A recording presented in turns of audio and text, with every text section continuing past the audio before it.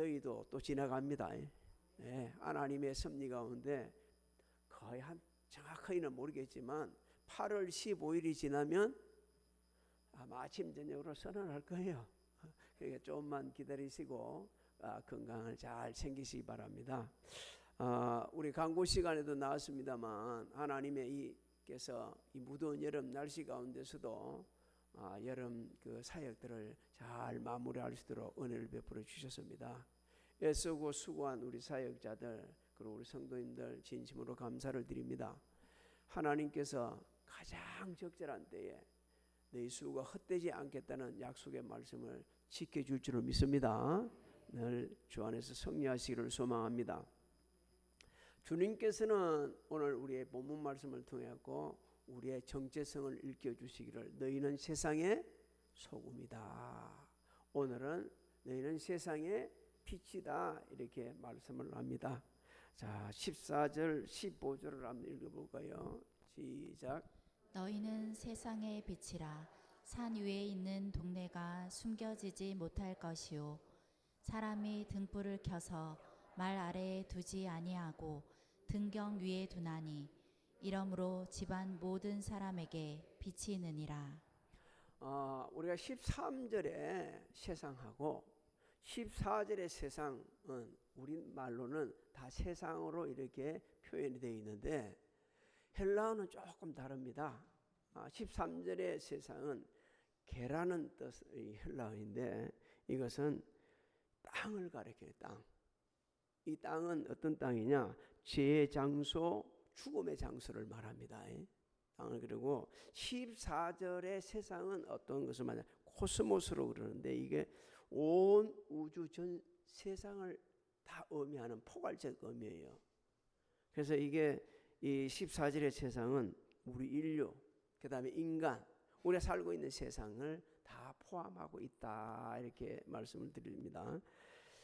주님께서 지금 이렇게 구분을 해서 이렇게 말씀하신 것은 우리가 살고 있는 이 세상의 영적 실상을 너무나 정확하게 짚어주시는 거예요. 세상은 이런 곳이야.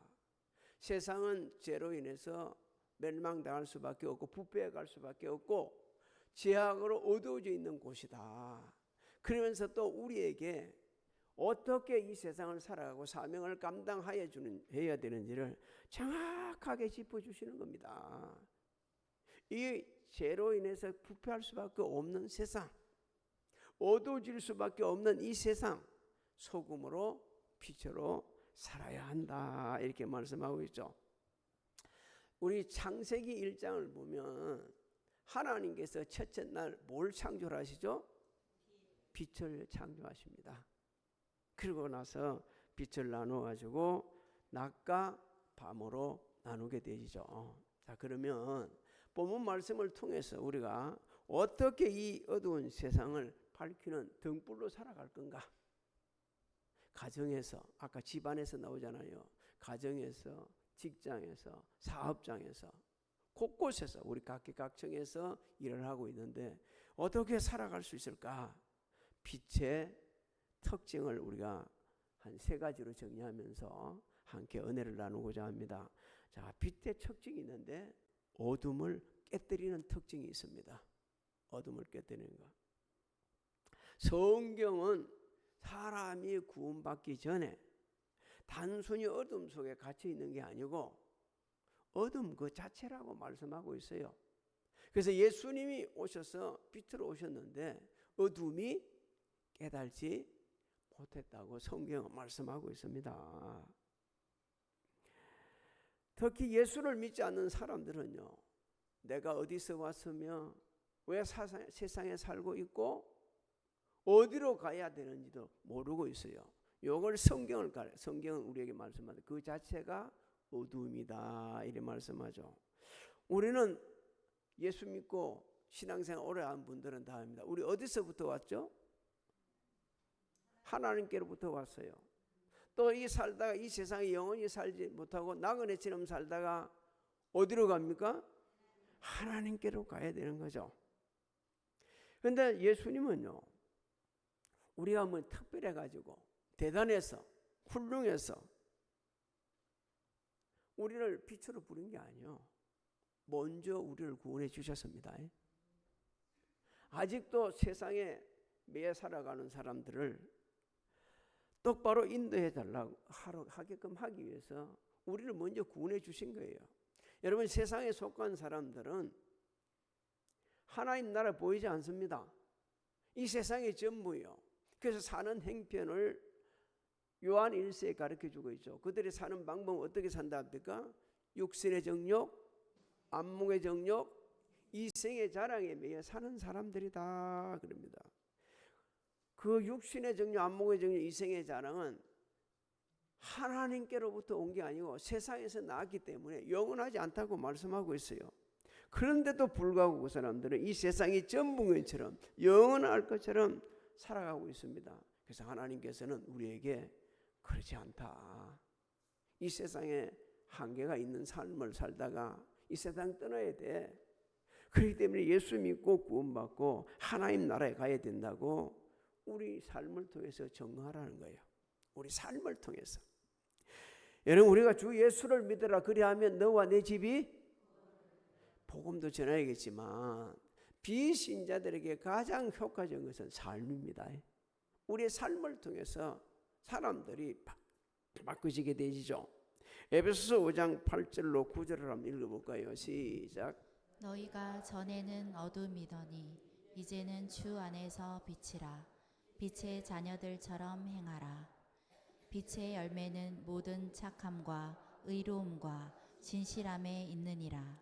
자, 9절 그대로 좀 떼어놓으세요 바랍니다. 전에는 너희가 뭐라고 그랬습니까? 어둠이었어요.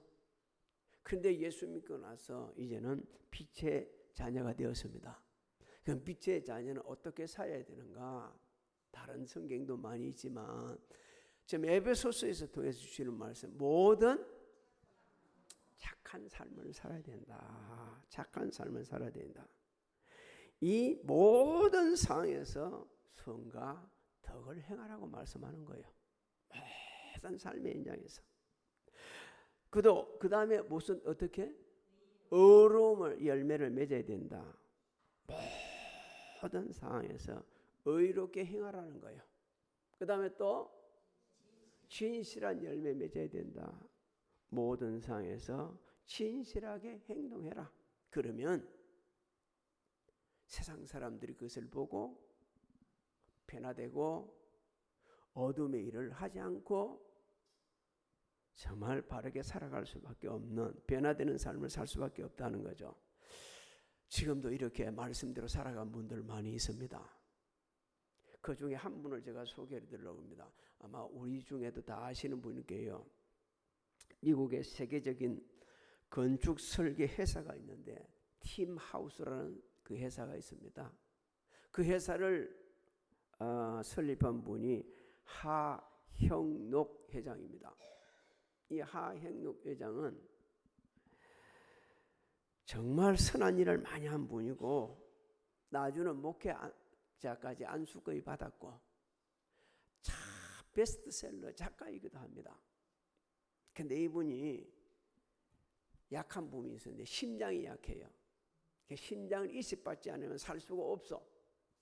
그래서 심장 이식을 받으려고 병원에 입원해가 있는데 막 심장 이식 받을 사람들이 너무 많다는 거예요. 자기 차례가 왔어요. 정말 건강한 심장이 이제 이식받게 됐는데 옆에 입원되어 있는 사람들의 하는 얘기를 듣게 된다. 이 사람은 오늘 심장 이식을 받지 않으면 죽는다는 거예요. 오늘 죽는다는 거예요. 그 소리를 그냥 들었고 나서 너무 고통스러운 거예요. 그래서 의사를 불렀다면, 자기 담당한 의사를 불렀다는 거예요. 나는 얼마나 더 살 수 있습니까? 일주일 더 살 수 있습니다. 그래요. 그렇다면 내 심장을 내가 받을 걸 저분한테 이식시켜 주십시오. 그러나서 이분이 심장이 제공이 안 돼서 너무 고통을 당합니다. 하나 심장이 나왔는데 그 심장은 정말 이식을 할 수 없는 심장인데도 불구하고 자신의 심장보다 나아서 그걸 이식을 받죠. 그러고 살다가 하나님 나라로 갑니다. 이분이 생전에 한 말을 제가 좀 옮겨볼게요. 성경대로 사는 것이 세상을 지혜롭게 사는 방법이고 성경대로 사는 것이 최고의 비즈니스 방법입니다. 너무 은혜가 돼요. 우리 솔직해지면 참 좋습니다. 하나님 앞에. 나 일주일밖에 못 살아. 그런데 저 사람은 하루 있으면 죽어.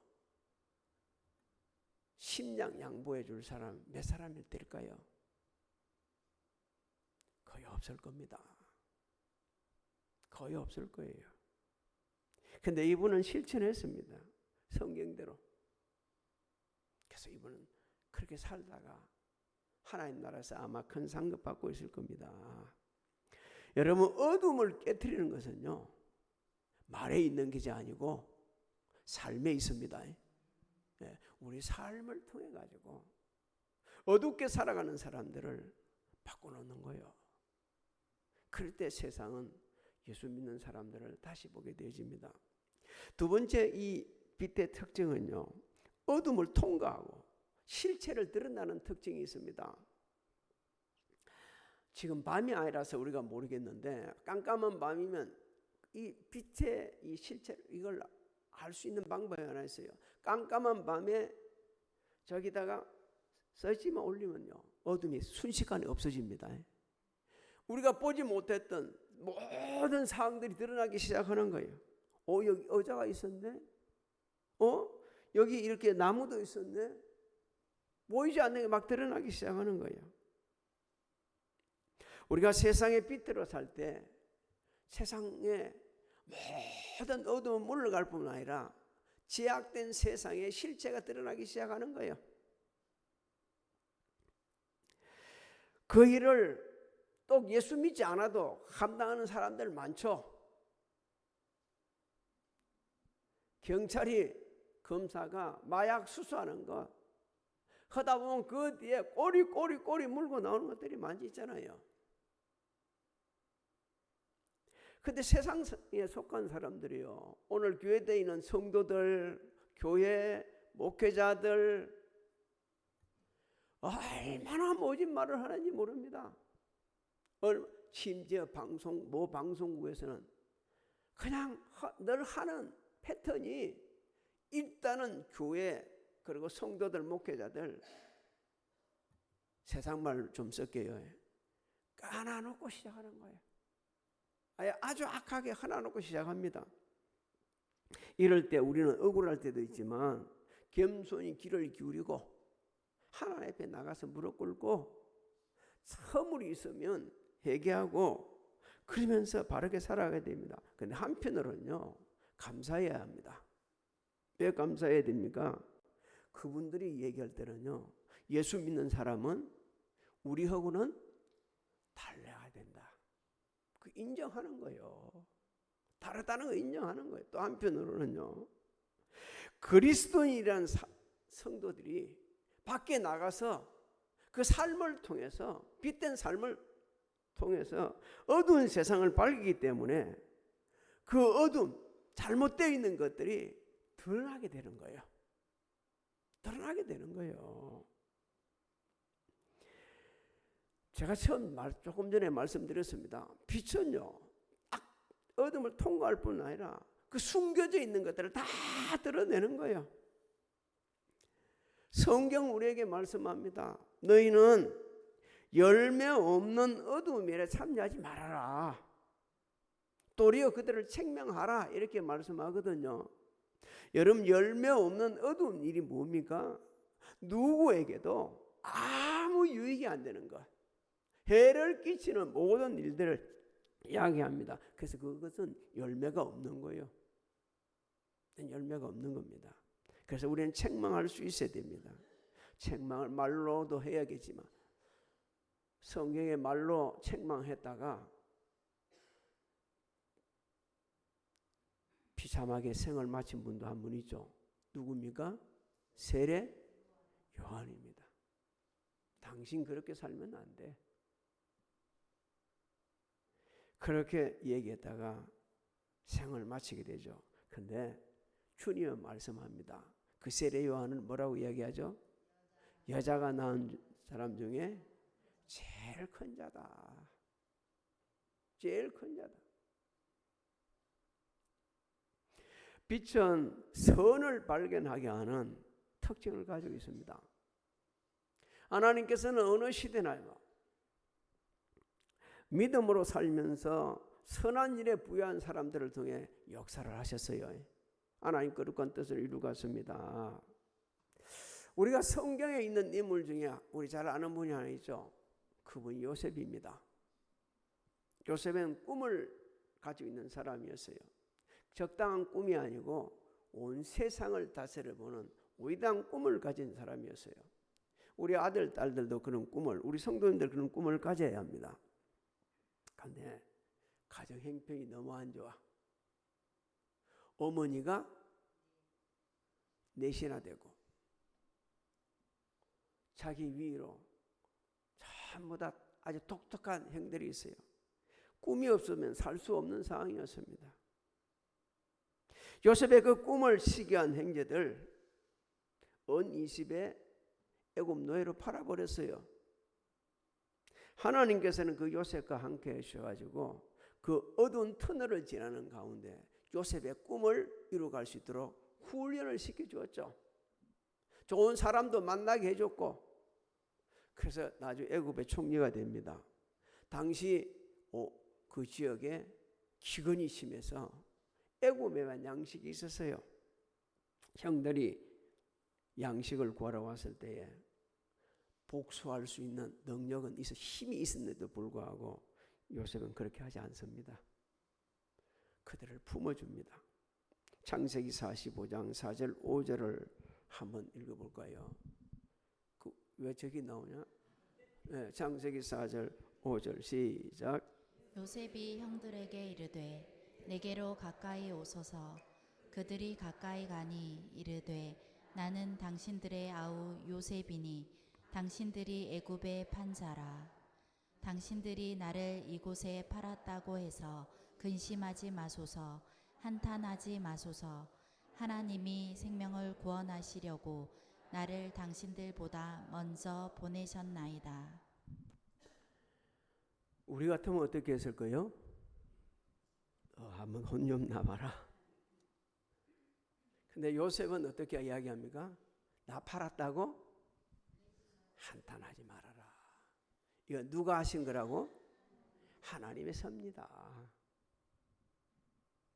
주님이 말씀하셨지 않습니까? 산 위에 있는 동네가 숨기지 못한다.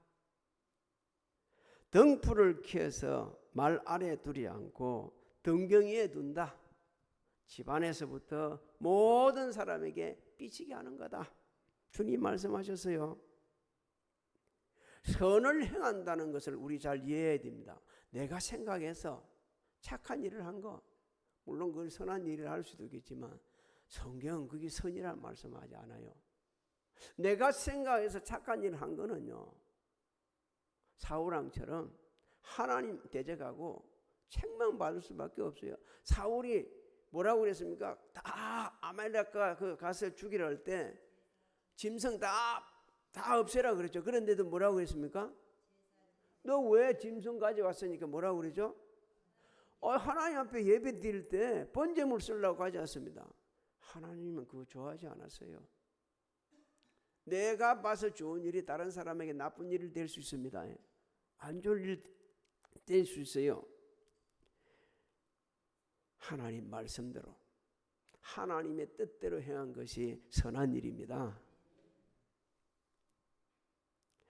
하나님 말씀에 순종하고 그 뜻대로 행하는 사람을 통해 하나님께 역사하시는 거예요. 착한 행실은 그래서 하나님이 기준이 되어야 됩니다. 하나님의 사랑, 하나님의 은혜, 하나님의 자비가 근거되어서 행하는 거예요.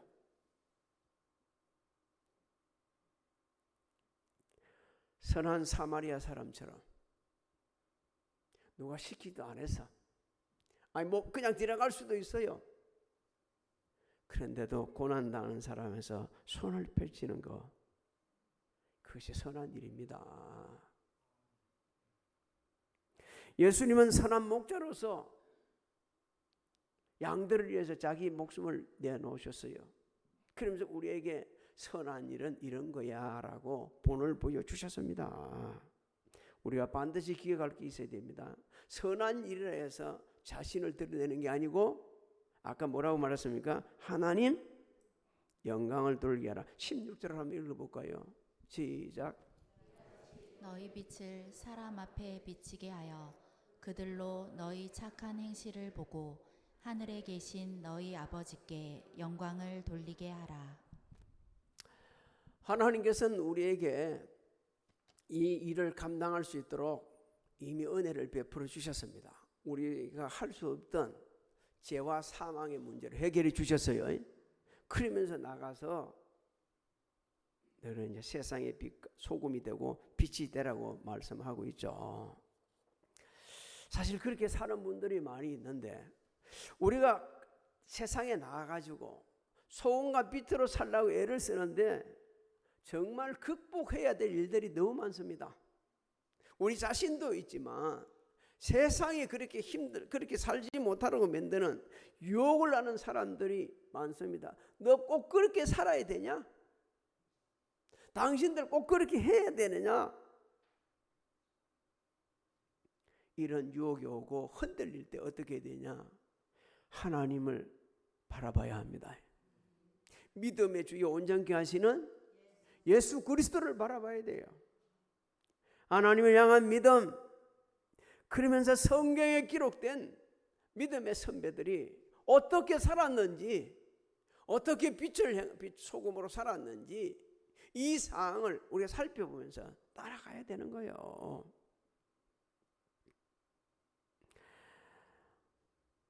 생명력 있는 그리스도의 삶이란 그 책을 써서 많은 사람에게 영향을 끼친 데이비드 제레마이아라는 분, 그분이 우리가 이 세상에서 빛과 소금으로 산다는 게 얼마나 힘든 건지 이렇게 잘 얘기해 주고 있습니다. 제가 좀 옮겨볼게요. 밤중에 깨어난 유목민 사내가 촛불을 켜고 대추 야자 열매를 하나 씹었어요. 그런데 보니까 그 안에 벌레가 있어. 그래서 참막 들려버렸어요. 또 하나 씹었어요. 또 그게 또 안에 벌레가 있네. 이 애가 생각할 때 이러다가는 대추 하나도 못 먹겠네. 그러면 뭐 하자? 뭘 끄자? 촛불 꺼자. 그러고 나서 입에 털어 먹었어. 입에 털어 여어서 다 씹어 먹었어요. 그래서 그분이 이렇게 이야기를 합니다. 유목민 사내같이 사람들은 그리스도의 빛을 바라기보다는 어두움에 빠져 한꺼번에 죄를 삼켜버린다. 저는 많이 동의가 갔습니다. 그래, 흰빛으로 산다는 게, 소금으로 산다는 게 얼마나 힘든지 대단히 죄송스럽지만 우리 이해가 아닙니다. 목사님, 우리 저는 그렇게 살지 않아요. 아니요, 우리도 이해가 아닙니다. 다시 한번 말씀드리지만 하나님은 우리가 착하고 뭔가 갖춰져 있고 선했고 다른 사람보다 나아서 우리를 먼저 구원해 주신 게 아니요, 하나님의 은혜입니다. 하나님의 은혜로 사도 바울이 고백한 대로 내가 나 된 것은 은혜요.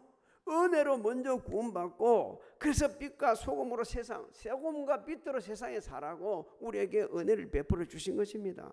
그래서 성경은 분명하고 확실하게 말씀해 줍니다. 우리 스스로도 무슨 일을 할 수 있다고 하지만 그보다는 예수님 따라야 된다. 요한복음 8장 12절 한번 읽어볼까요? 시작. 예수께서 또 말씀하여 이르시되 나는 세상의 빛이니 나를 따르는 자는 어둠에 다니지 아니하고 생명의 빛을 얻으리라. 그렇습니다. 예수님을 따라야 됩니다. 예수님을 따른다는 것은 예수의 품성을 담고 예수님이 희생적인 삶을 담고 그 사랑과 은혜를 실천하는 거예요. 그런 분들 참 많습니다. 다 하기 힘든 가운데 많아요.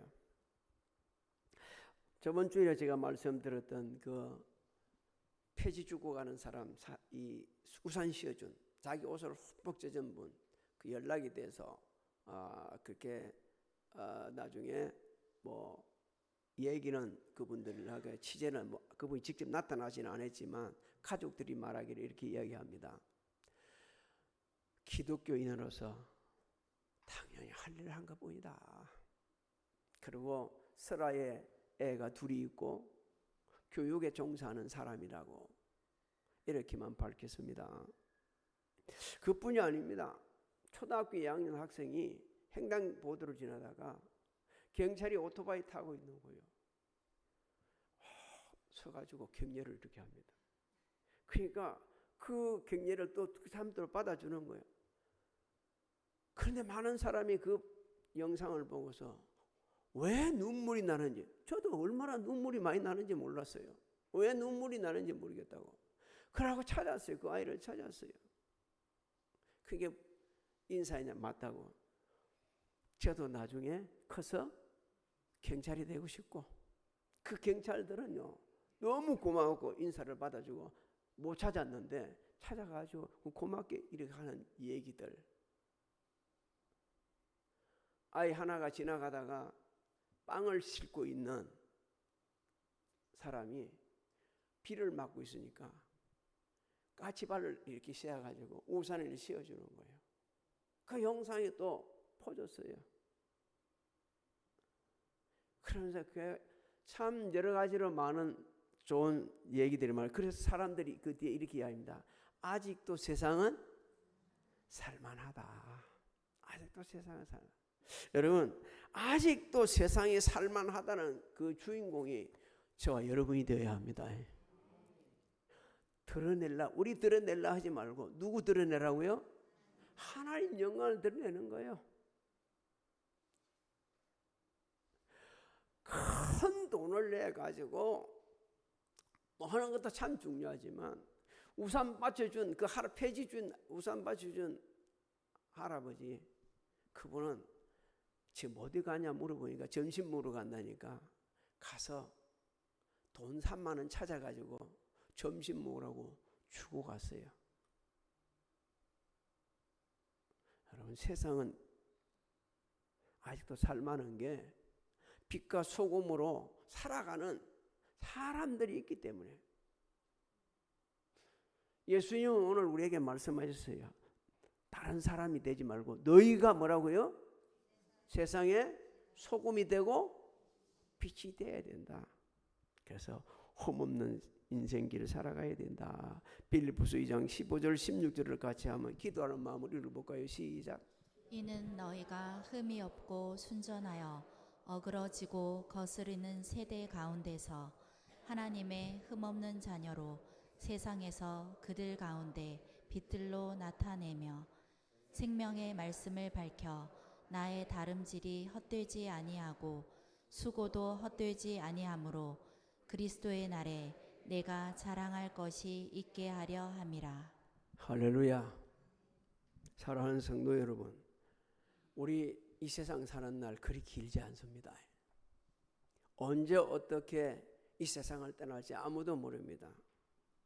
오늘 하루 하나님께서 우리에게 기회 주시면 그 기회 놓치지 말고 소금이 되고 빛이 되셔서 하나님께 영광 돌리고 세상을 살만한 세상으로 만들어가는 여러분들이 되시기를 주님의 이름으로 축복합니다. 축복합니다. 지금은 우리 주 예수 그리스도의 은혜와 하나님 아버지의 만거가신 사랑하신가 성령님의 감화감동 교통의 역사하심이 오늘 예배드린 사랑하는 성도들 머리에와 가정, 직장, 사업장, 자녀들 진행하는 일들, 우리 교회, 대한민국 위에 지금으로부터 영원토록 함께 하실지어다.